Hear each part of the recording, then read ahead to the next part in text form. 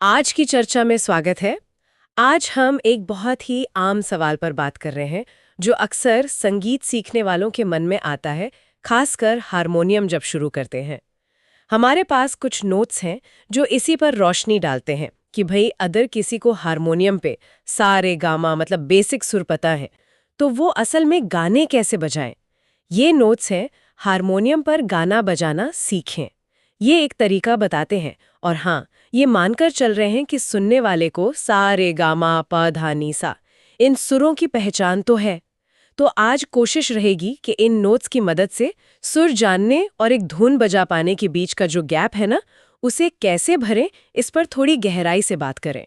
हाँ, ये एक बहुत ही ज़रूरी पड़ाव है। देखिए, सुरों का ज्ञान तो नींव जैसा है, लेकिन उस नींव पर इमारत खड़ी करना मतलब गाने की धुन को हारमोनियम की कीज पर उतारना, उसके लिए एक सलीका चाहिए, एक तरीका। और ये नोट्स वही तरीका स्टेप बाय स्टेप बताते हैं। ये देखना भी दिलचस्प है कि ये प्रोसेस सिर्फ टेक्निकल नहीं है, इसमें कान और दिमाग का तालमेल भी बहुत ज़रूरी है। तो फिर शुरू करते। पहला कदम, नोट्स कहते हैं कि सबसे पहले गाने का शुरुआती सुर, स्टार्टिंग नोट, वो ढूंढना है। और इसके लिए हारमोनियम का मध्य सप्तक यानी बीच वाला हिस्सा इस्तेमाल करने की सलाह है। सुनने में तो ये काफी सीधा लगता है, पर क्या ये वाकई इतना आसान होता है जब कान उतना सधा हुआ ना हो? सवाल अच्छा है। ये कदम है तो सरल, पर इसमें थोड़ी गहराई है। पहली बात, मध्य सप्तक का सुझाव प्रैक्टिकल है। क्यों?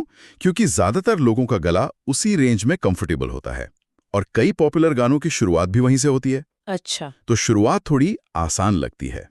दूसरी बात, शुरुआती सुर ढूंढने का जो प्रोसेस है, मतलब गाने को सुनना और फिर हारमोनियम पर अलग अलग कीज दबाकर मैच करना, ये सिर्फ मैकेनिकल काम नहीं है। ये असल में कान की ट्रेनिंग की शुरुआत है। मतलब ये सिर्फ सा ढूंढना नहीं है, बल्कि गाने की पहली आवाज पकड़नी है और फिर हारमोनियम पर उससे मिलती जुलती की को पहचानना है, चाहे वो सा हो, रे हो, गा हो, कोई भी सुर। बार में सही सुर ना मिले, लेकिन यहीं पर पेशेंस और ध्यान से सुनने का काम आता है।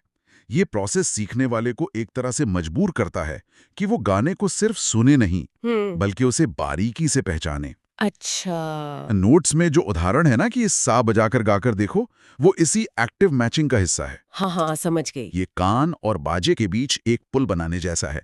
ठीक है, तो मान लिया शुरुआती सुर मिल गया। अब आगे। नोट्स कहते हैं कि गाने को टुकड़ों में तोड़ो, लाइन बाय लाइन। पूरा गाना एक साथ नहीं, एक लाइन गाओ, फिर हारमोनियम पर उसके सुर ढूंढो। ये तरीका क्यों? सीधे पूरा क्यों नहीं? सीधे पूरा गाना, खासकर शुरू में, अक्सर फ्रस्ट्रेटिंग हो सकता है। सोचिए, एक मुश्किल पजल को एक साथ सॉल्व करने की कोशिश कर रहे हैं। ये जो लाइन बाय लाइन वाला तरीका है, इसे माइक्रो लर्निंग कह सकते हैं। ये सीखने को मैनेजेबल बनाता है। इससे कॉग्निटिव लोड मतलब दिमाग पर बोझ कम पड़ता है। जब आप सिर्फ एक छोटी लाइन पर फोकस करते हैं तो आपका दिमाग उस छोटे म्यूजिकल फ्रेज को बेहतर समझ पाता है। और शायद गलतियां पकड़ना भी आसान हो जाता होगा। निश्चित रूप से, बिल्कुल। एक छोटी लाइन में अगर कोई सुर गलत बज रहा है तो उसे पहचानना और ठीक करना ज्यादा आसान है, बजाय इसके कि पूरे गाने में खो जाएं और पता ही ना चले गड़बड़ कहाँ है।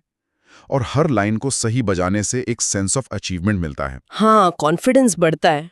हाँ, कॉन्फिडेंस बढ़ता है। ये छोटे छोटे कदम ही बड़ा सफर तय कराते हैं। इससे सीखने वाले को हर लाइन के सुरों का उतार चढ़ाव वो गहराई से समझने का मौका मिलता है।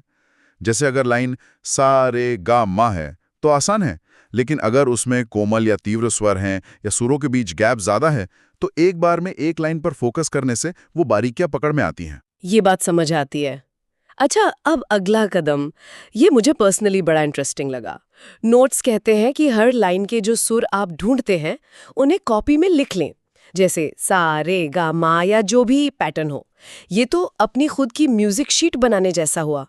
इसके पीछे क्या लॉजिक है? ये कदम ना कई लेवल पर इंपॉर्टेंट है। पहला, जैसा आपने कहा, भूलने की गुंजाइश कम। कान से सुनकर याद रखना मुश्किल हो सकता है, खासकर जब कई लाइनें सीख रहे हो। हाँ बिल्कुल। ज्यादा जरूरी, ये सुनने के अनुभव को एक विजुअल फॉर्म देता है। जब आप सुरों को लिखते हैं, चाहे वो सरगम के सिंपल रूप में ही क्यों ना हो, आप उस म्यूजिकल इंफॉर्मेशन को दिमाग में मजबूती से बिठा रहे होते हैं। अच्छा। ये एक्टिव रिकॉल जैसा है। तो ये सिर्फ याद रखने का जुगाड़ नहीं है, बल्कि सीखने को और पक्का करने का तरीका है। हाँ, बिल्कुल। ये सुनने की लर्निंग को विजुअल रीइंफोर्समेंट से जोड़ता है। ये एक तरह का अपना पर्सनल नोटेशन सिस्टम बन जाता है। अब ये वेस्टर्न नोटेशन जैसा स्टैंडर्डाइज्ड नहीं है, हाँ। पर सीखने वाले के लिए बहुत इफेक्टिव है, क्योंकि ये सीधे उनके सुनने और बजाने के एक्सपीरियंस से जुड़ा है। हाँ, आप सिर्फ धुन नहीं सीख रहे, आप उस धुन का स्ट्रक्चर समझ रहे हैं और उसे रिकॉर्ड कर रहे हैं। ये आगे की प्रैक्टिस और एनालिसिस के लिए एक वैल्यूएबल रिसोर्स बन जाता है। सोचिए, अपनी खुद की म्यूजिक लाइब्रेरी बना रहे हैं आप, जो आपके कानों ने खोजी है। अरे वाह, ये वाकई बड़ा पावरफुल तरीका लगता है। चलिए अब आगे बढ़ते हैं। नोट्स में अलंकार का जिक्र है, खासकर तेज हिस्सों के लिए। कहा गया है कि अलंकार का अभ्यास मतलब रियाज तेजी से बजाने में मदद करता है।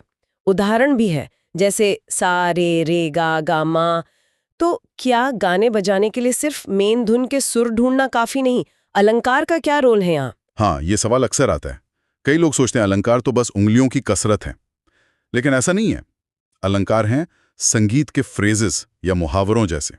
ये सुरों के वो पैटर्न्स हैं जो गानों में बार बार यूज होते हैं, खासकर सुरों के बीच तेजी से जाने के लिए या किसी हिस्से को सजाने के लिए। जब आप अलंकार का अभ्यास करते हैं तो आप अपनी उंगलियों को इन पैटर्न्स के लिए तैयार कर रहे होते हैं।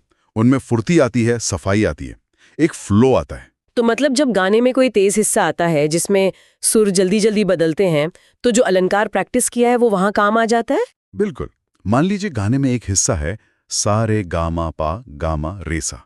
अगर आपने सा रे गामा पा और पा मा गा रेसा जैसे अलंकार का रियाज किया है, तो आपकी उंगलियां उस हिस्से को ज्यादा आसानी और सफाई से बजा पाएंगी। अच्छा। ये सिर्फ उंगलियों की स्पीड बढ़ाने की बात नहीं है, ये उन म्यूजिकल पैटर्न्स को ऑटोमेटिक बनाने की बात है। जी। तो मेन धुन के सुर ढूंढना पहला कदम है, लेकिन उन सुरों को स्मूथली, खासकर तेजी में बजाने के लिए अलंकार का अभ्यास टेक्निकल स्किल को डेवलप करता है।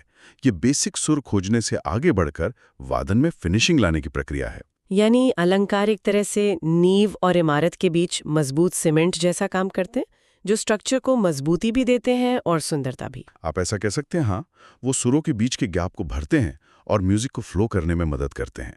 ये सिर्फ टेक्निकल प्रैक्टिस नहीं, बल्कि जैसे म्यूजिक की भाषा की ग्रामर सीख रहे हो। ठीक है।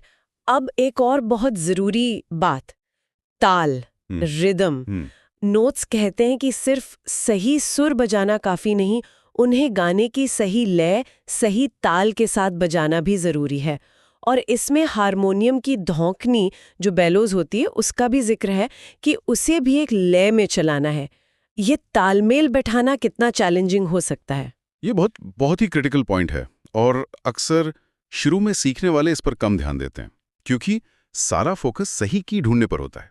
हाँ, ये होता है। लेकिन देखिए, म्यूजिक सिर्फ सुरों का कलेक्शन नहीं है, वो सुरों का टाइम के साथ सही कॉम्बिनेशन है। गलत ताल पर बजाए गए सही सुर भी बेमजा लगते हैं। गाने की आत्मा उसकी धुन और ताल दोनों में बसती है। हारमोनियम में धौंकनी का काम सिर्फ हवा देना नहीं है, उसे लगातार और एक लय में चलाने से न सिर्फ आवाज एक जैसी रहती है, बल्कि वो खुद भी म्यूजिक की लय का हिस्सा बन जाती है। तो मतलब धौंकनी चलाना भी एक स्किल है जो म्यूजिक से जुड़ती है। ये सुनने में थोड़ा कॉम्प्लेक्स लगता है, सही सुर बजाना सही ताल पर और साथ में धौंकनी भी संभालना। हाँ, शुरू में ये कोऑर्डिनेशन थोड़ा मुश्किल लग सकता है, मल्टीटास्किंग जैसा है, लेकिन अभ्यास से ये नेचुरल हो जाता है। एक अच्छा प्लेयर धौंकनी का इस्तेमाल सिर्फ हवा के लिए नहीं, बल्कि गाने में एक्सप्रेशन, उतार चढ़ाव, डायनामिक्स लाने के लिए भी करता है। और ये सब लय से जुड़ा है। अच्छा। धौंकनी पर कंट्रोल पाना हारमोनियम बजाने का एक जरूरी हिस्सा है। इसे इग्नोर नहीं कर सकते। इस पर ध्यान देने से बजाने में जान आती है, वो फ्लैट नहीं लगता। ये तो सचमुच ध्यान देने वाली बात है। अब इन सब बातों का निचोड़ क्या है? नोट्स का आखिरी पॉइंट है रोजाना अभ्यास, डेली प्रैक्टिस। कहा गया है कि हर दिन एक आसान भजन या फिल्मी गाना चुनें, उसके सुर लिखें, हारमोनियम पर बजाएं और फिर गाते हुए बजाएं। एक पूरा साइकिल।